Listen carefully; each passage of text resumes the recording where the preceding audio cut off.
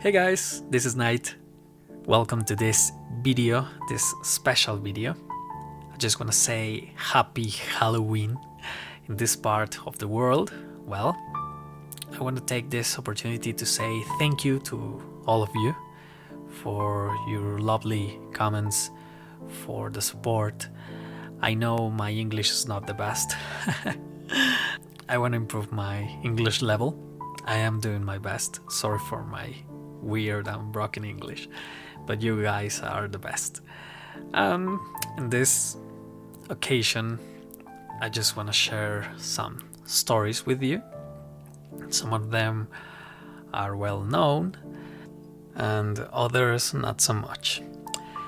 In fact, one of the stories happened to one of my best friends. So I wonder if you can tell me which one it is. So if you figure out, please let me know in the comment section. And yeah, that's it. Happy Halloween and have a nice journey in the night winds.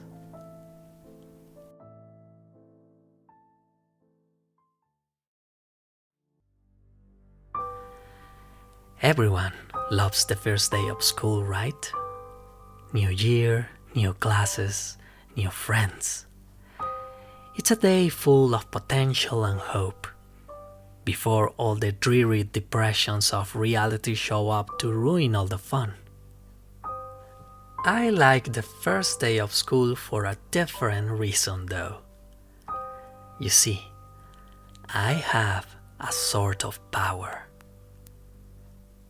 When I look at people, I can sense a sort of aura around them, a colored outline based on how long that person has to live. Most everyone I meet around my age is surrounded by a solid green hue, which means they have plenty of time left. A fair amount of them have a yellow-orangish tinge to their auras, which tends to mean a car crash or some other tragedy. Anything that takes people before their time, as they say. The real fun is when the auras venture into the red end of the spectrum though. Every now and again, I'll see someone who's basically a walking stoplight. Those are the ones who get murdered or kill themselves. It's such a rush to see them and know their time is numbered. With that in mind, I always get to class very early so I can scout out my classmates' fates. The first kid who walked in was basically radiating red. I chuckled myself. Too bad, bro. But as people kept walking in, they all had the same intense glow. I finally caught a glimpse of my rose-tinted reflection in the window, but I was too stunned to move. Our professor stepped in and locked the door.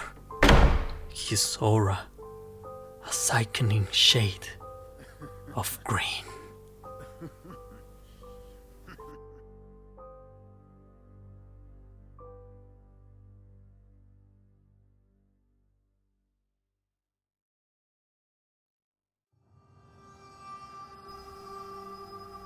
Lizzie was playing in her backyard when her mother called her. "Sweetie, I need some things from the store for dinner tonight. Can you please go and buy them?" "Sure, Mom," replied the girl. The little girl took the bike and headed to the store. When she got out of it, she also bought the newspaper because she knew that her mother liked to read it after dinner. On her way back home, Lizzie saw the sky filled with black clouds and a thick fog was rapidly spreading over the town. Almost without realizing it, Lizzie did not see where she was going. So she got off the bike and walked a little bit scared. Suddenly, she saw a light shining in front of her. A little boy dressed in a yellow raincoat was approaching with a flashlight. "Hi," said the boy. "I bet you got lost. Be careful though, because you are right next to the river. It's better that you continue in the other direction. Here, take my flashlight, so you will find the way better." "You're right, I think I've got lost. Thanks for the flashlight, but what about you?" "Don't worry about me," said the boy, giving importance. "I know perfectly where I am, so take it. You will return it to me later." Lizzie started walking and soon found her way back home. After dinner, her mother was reading the newspaper. "Oh my God, what a disgrace," the woman said. "Oh my God, a little boy fell into the river yesterday. He was wearing a yellow raincoat and he was still holding a small flashlight when they found the body." Lizzie was surprised, and she took the stairs 2 at a time to her room. The flashlight that the boy had lent her on the riverbank had disappeared.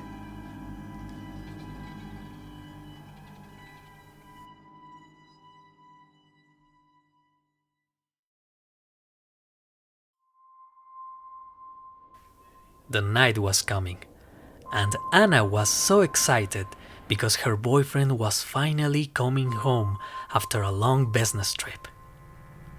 At that moment, Anna received a voice note from her boyfriend saying, "Hey honey, soon I'm going to get on the plane. So if everything goes well, I'll see you in a few hours, okay? I love you." Anna had prepared a surprise dinner for him, and she made sure that everything was ready. After a while, Anna received another voice note from her boyfriend saying, "Oh my gosh, you know what? The flight is late and no one here knows how long it will take. Oh, I'm so sorry. It seems I'll be arriving very late at night. So please do not wait for me awake. Love you." Apparently, dinner will have to wait for another occasion. Unfortunately, at that time of year, it was very common for flights to be delayed for a long time. So, after watching some TV, she felt tired and went to bed, and slowly fell asleep. Hours later, the sound of the apartment's front door slowly opening woke her up. Without a doubt, it was her boyfriend. She looked at the clock and it was 3 a.m. It was quite late, but finally her boyfriend was home. She decided to pretend that she was still asleep. She felt that the door of the room was opened and she heard the footsteps trying not to make noise and were approaching to the bed. She felt the covers on the other side of the bed slowly unravel and that someone had laid down next to her. Anna decided not to open her eyes and snuggle up next to the newcomer. She was happy because finally her boyfriend had returned home safely. Anna was so tired and she fell fast asleep. The next morning, when Anna woke up, she realized that her boyfriend was no longer in bed. No doubt he had awakened before her. Anna looked for him all over the apartment, but he was not there. She thought, wow, maybe he had to go to the office this morning and decided not to wake me up. So sweet. When she went to the dining room, she discovered a note on the table that said, well, it looks like the table was set for dinner. I'll see you tonight. And I was happy. Her boyfriend always made such details for her. And she returned to the bedroom and checked off her cell phone.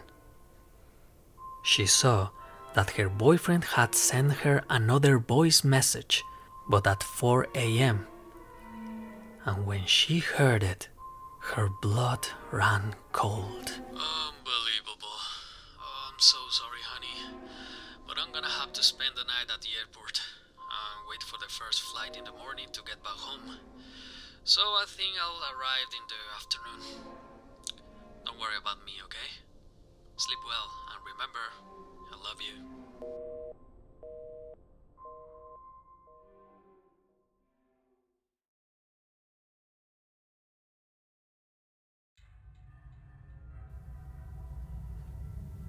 There was a hunter in the woods, who after a long day hunting was in the middle of an immense forest.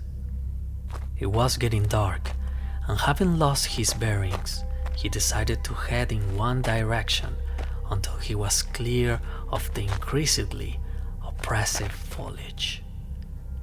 After what seemed like hours, he came across a cabin in a small clearing.